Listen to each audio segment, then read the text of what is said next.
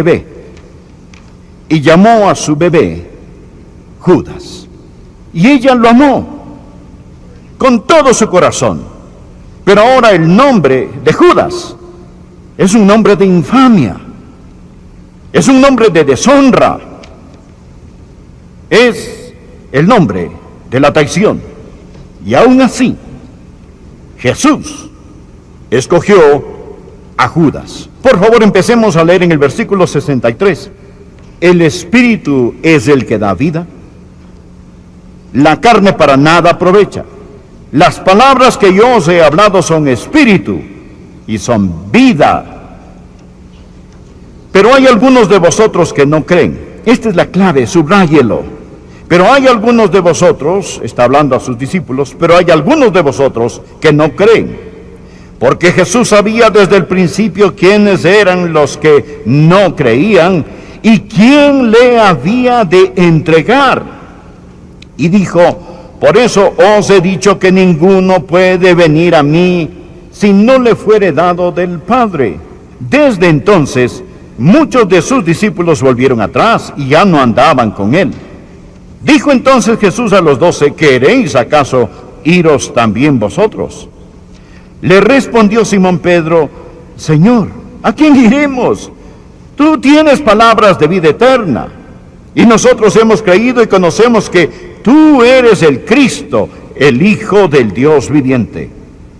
Jesús les respondió: ¿no os he escogido yo a vosotros los 12, y uno de vosotros es diablo? La palabra literal aquí es demonio. Hablaba de Judas Iscariote, hijo de Simón, porque este era el que le iba a entregar y era uno de los 12. Él era uno de los 12 discípulos. Jesús lo escogió. Ahora, la escena es en el jardín de Getsemaní. La noche es oscura. Jesús está orando hasta que el sudor sobre su bendita frente era como gotas de sangre. Está en angustia. Sus discípulos están dormidos, no pudieron velar ni orar con él. Y de repente hay un ruido. Escuchan susurros, el resonar de armaduras, los pasos lentos, antorchas encendidas. Ese lugar de oración secreto ahora está lleno de gente. Los sacerdotes están allí. Sus ojos arden con odio y enojo. Y de esa muchedumbre sale un hombre. Su nombre es Judas. Él tiene una sonrisa malévola en su rostro, pero no puede esconder la traición en sus ojos. Él da un paso y pone un beso en la mejilla encantadora y pura de Jesús y dice, con labios llenos de hipocresía: saludos, maestro. Como dice la versión Reina Valera: salve, maestro. Y ese beso debió haber quemado como un carbón del infierno. Era el beso de la traición. Era el beso de la muerte. ¿Cómo sucedió todo esto? ¿Fue todo esto para Jesús una sorpresa? Es decir, Jesús escogió a este hombre. ¿Era Jesús un mal juez del carácter humano? ¿Cometió Jesús un error? Amigo, él nunca cometió un error. La Biblia dice: bien lo ha hecho todo. Él sabía exactamente, a plenitud, lo que estaba haciendo cuando escogió a Judas. La pregunta, entonces, ¿por qué lo escogió? ¿Por qué puso a un traidor en el ministerio? ¿Por qué querría que un sucio delator lo representara? ¿Quién quiere un hombre así en su grupo, con los ojos bien abiertos, sabiendo que lo traicionaría? Es una buena pregunta, y creo que tiene una buena respuesta. Y pienso que usted va a encontrar hoy, como en toda la Escritura, va a encontrar en la respuesta una palabra de advertencia. Va a encontrar en la respuesta una palabra de seguridad. Y va a encontrar una palabra de consuelo. Al estudiar este pasaje nos preguntamos y observamos los pasajes relacionados, y al preguntarnos por qué Jesús escogió a Judas. Ahora, hoy deseo compartirle 4 pensamientos. Primero quiero que usted vea la lección acerca de la hipocresía religiosa. La hipocresía religiosa y la necesidad de la verdadera salvación. Por favor, leamos el versículo 64. Jesús dice, pero hay algunos de vosotros que no creen. Porque Jesús sabía desde el principio quiénes eran los que no creían y quién le había de entregar. A propósito, al mirar a esta congregación hoy, Él sabe quiénes son los verdaderos creyentes. Él sabe la diferencia. Hay algunos de ustedes aquí sentados que llevan a cabo todos los rituales, se ve como todos los demás. Pero hay una línea que divide a las personas hoy. Las que creen y las que no creen. Él no está hablando de creer intelectual. La palabra creer aquí significa confiar de todo corazón. Jesús supo quién confiaba en Él. Y Jesús sabía quién no confió en Él. Si usted no confía en Él, usted no es salvo. Porque la Biblia dice en Hechos 16:31, cree en el Señor Jesucristo y serás salvo. Escuche cuidadosamente, esta es la palabra de advertencia. Porque hay muchos que están exactamente en la misma posición que Judas estaba. Verá, Judas tenía buena apariencia. Aparentaba ser como los demás. Si usted lo hubiera visto, habría dicho, ¡qué gran tipo es este Judas! Por ejemplo, él tenía la asociación correcta. ¿No estaba acaso codeándose con los otros 11? Es una buena compañía. Él era uno de los íntimos de Jesús. Jesús lo llamó amigo.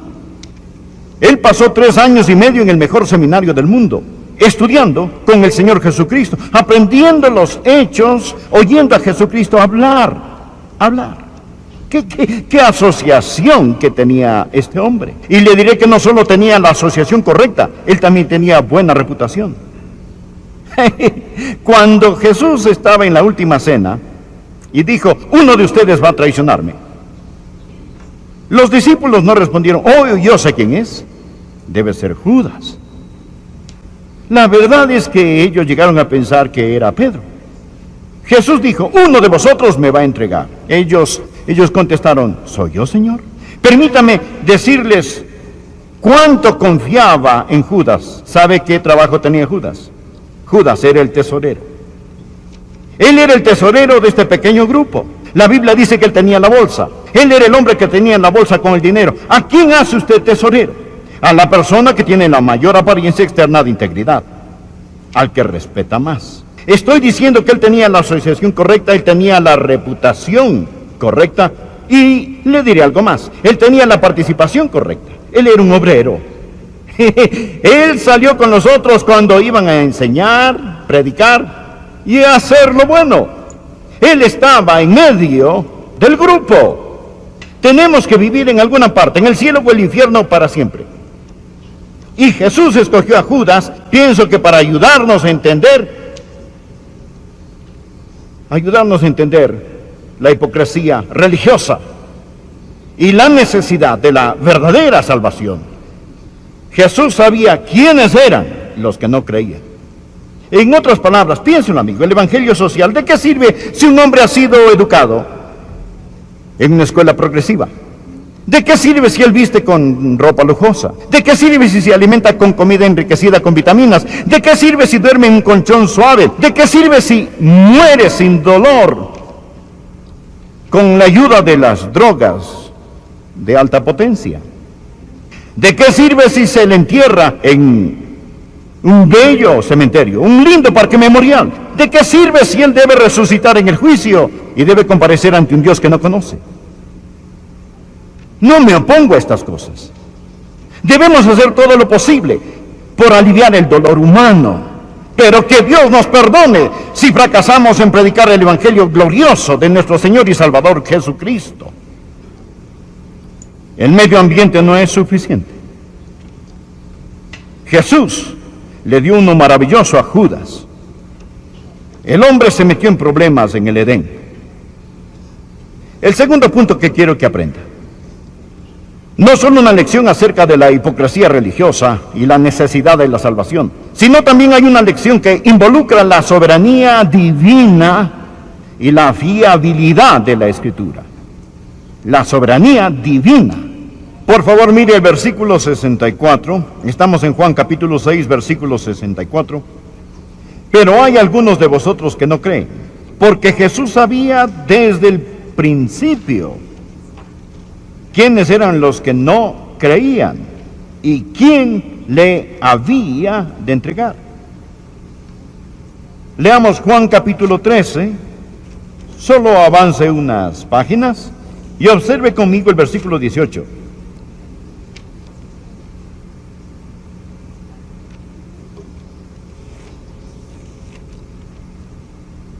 Jesús está hablando acerca de uno que necesitaba salvarse y dijo: no hablo de todos vosotros, yo sé a quién es elegido.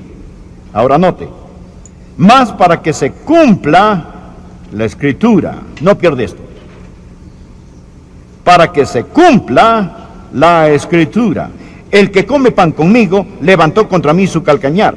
Jesús está citando el Salmo 41, versículo 9. El que de mi pan comía alzó contra mí el calcañar. Ahora, desde ahora os lo digo antes que suceda, para que cuando suceda creáis que yo soy.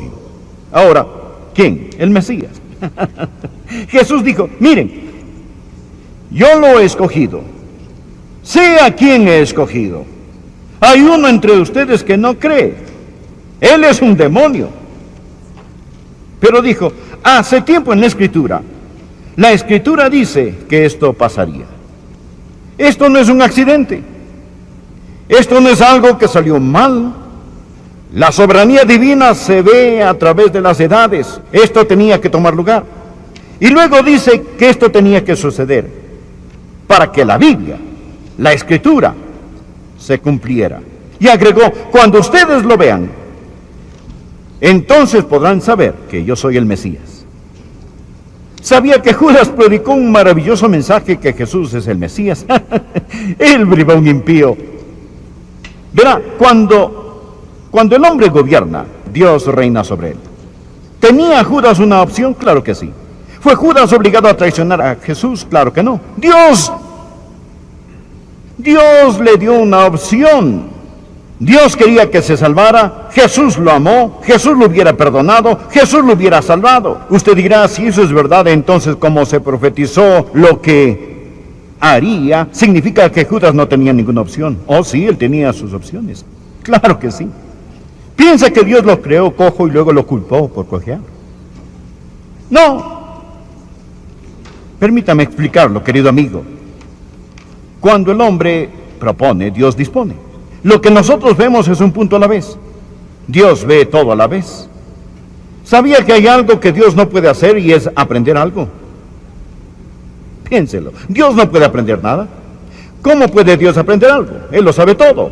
¿Cómo puede ser omnisciente y aprender algo? Dios sabía exactamente lo que Judas iba a hacer antes de lo que lo hiciera. Judas tenía una opción, rotundamente sí. Dios lo sabía, sí. Dios lo sabía antes de la creación.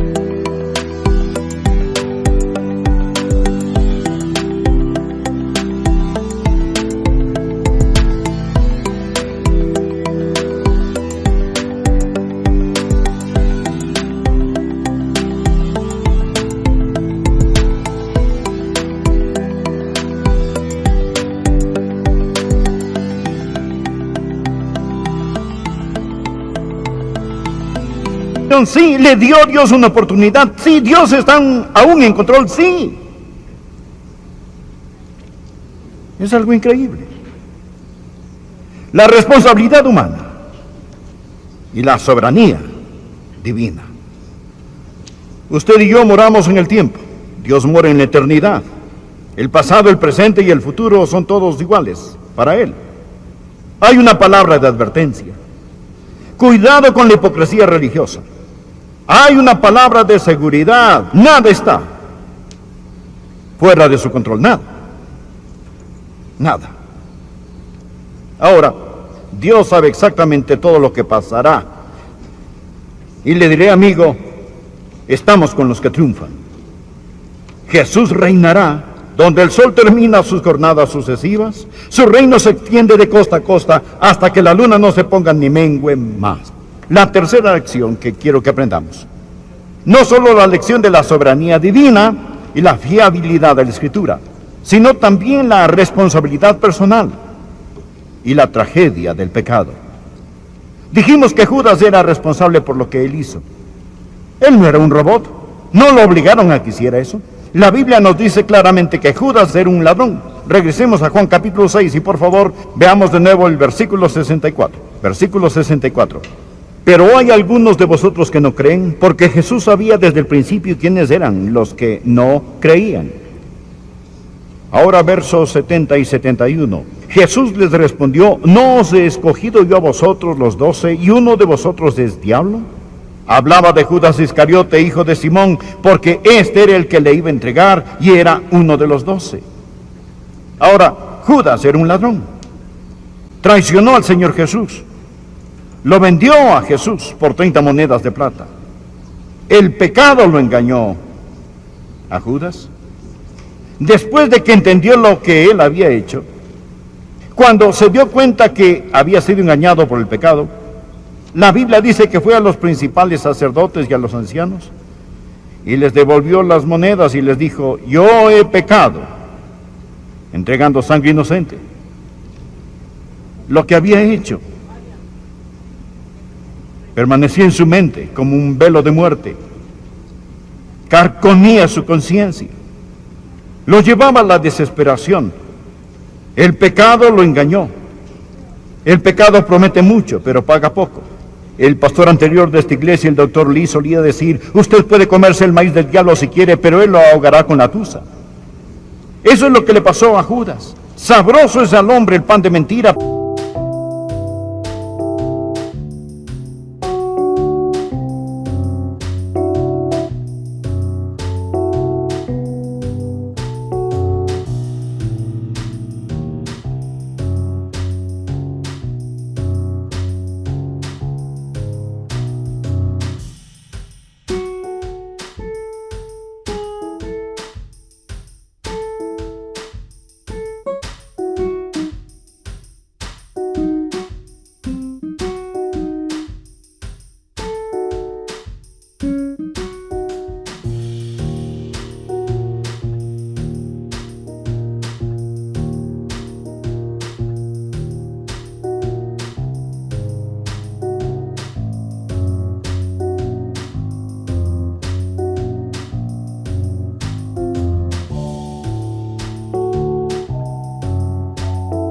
Pero después su boca será llena de cascajo. Su pecado lo engañó, y el pecado lo engañará a usted, mi amigo. Pero Dios le dio a usted una opción. Dios le dio a usted una opción. Dios me dio una opción. Dios le dio a usted una opción. Le dio a Judas una opción. Dios sabía que escogería, mas no obstante él tenía una opción y fracasó. Él murió y fue al infierno. Él fue a su propio lugar. El pecado lo engañó. El pecado lo destruyó. El pecado lo condenó. Por último, quiero que veamos en los pocos minutos que nos quedan, quiero que veamos no solo la tragedia del pecado, sino también la seguridad del creyente. ¿Sabe? De vez en cuando alguien me dice: Pastor Rogers, una de las razones por las que yo no puedo creer en la seguridad eterna es por el caso de Judas. Judas perdió su salvación. ¿Ha estado escuchando, amigo? Judas nunca tuvo la salvación. Judas nunca fue salvo. La Biblia dice en el versículo 64, Jesús sabía desde el principio quiénes eran los que no creían. Existe una gran diferencia entre Judas y Simón Pedro. Por favor, mire el versículo 67. Dijo entonces Jesús a los 12, ¿queréis acaso iros también vosotros? Le respondió Simón Pedro, Señor, ¿a quién iremos? Tú tienes palabras de vida eterna. Ahora escuche, y nosotros hemos creído y conocemos que tú eres el Cristo, el Hijo del Dios viviente. Había dos categorías ese día. Judas, exteriormente religioso, pero nunca había tenido un nuevo nacimiento. No había nacido de nuevo. Y Simón Pedro, ordinario, tropezador, pero creía. Y Dios lo guardó. Por favor, regresemos al versículo 37, capítulo 6. Versículo 37. Escuche cuidadosamente. Todo lo que el Padre me da, vendrá a mí. Vendrá a mí. Ahora mire esto. Y al que a mí viene, no le echo fuera. ¿Qué le parece? ¿No es esto maravilloso? Ese era un buen lugar para un amén. Muy bien, ahora leamos el versículo 47. De cierto os digo, el que cree en mí, recuerde que Judas no creía. De cierto os digo, el que cree en mí tiene vida eterna. Yo soy el pan de vida. Vuestros padres comieron el maná en el desierto y murieron. Este es el pan que desciende del cielo para que el que de él come no muera. Permítame decirle algo, amigo. Usted necesita poner